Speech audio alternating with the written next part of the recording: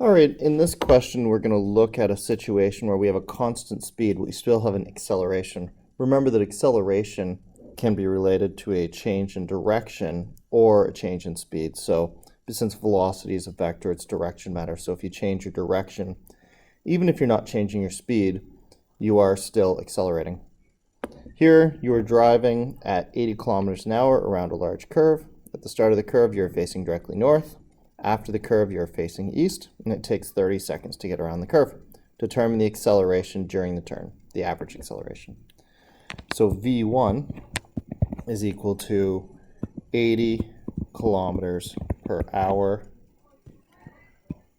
north, and V2 is equal to 80 kilometers per hour east, and our time is 30 seconds. Now I've got seconds and hours, so I've got a unit mismatch here. I'm going to take my kilometers per hour over into meters per second. So that's going to be equal to 22.2 meters per second. And that's for both.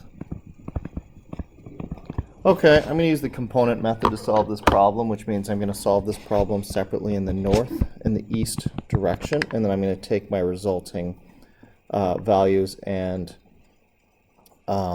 recombine them. So V1 is north, so 22.2 meters per second in the north direction, and if it's going straight north, that means 0 in the east direction. And V2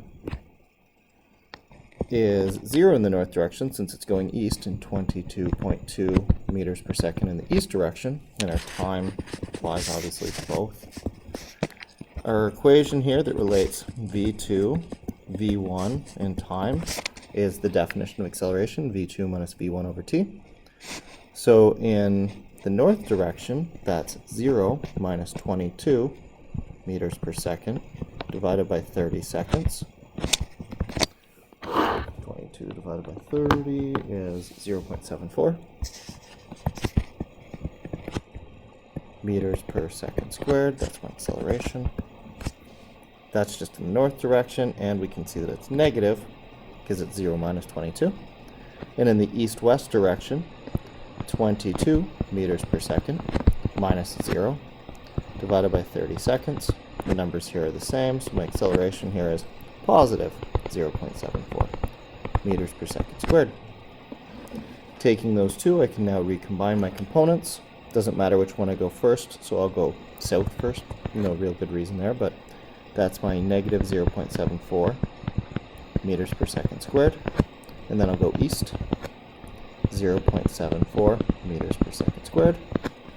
And using the Pythagorean theorem here, I can get my resultant.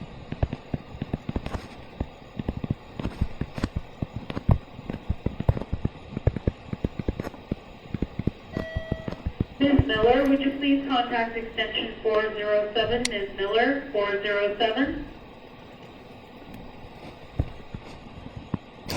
So my total velocity here, 0.74 squared plus itself divided by the time, plus itself, and then divided by 2, I end up with here 1.05 meters per second squared. In my direction, those are equal, so that's 45 degrees.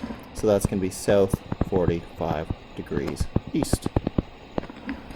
So my average acceleration, not at any instant, but over the entire turn, is 1.05 meters per second squared, south 45 degrees east.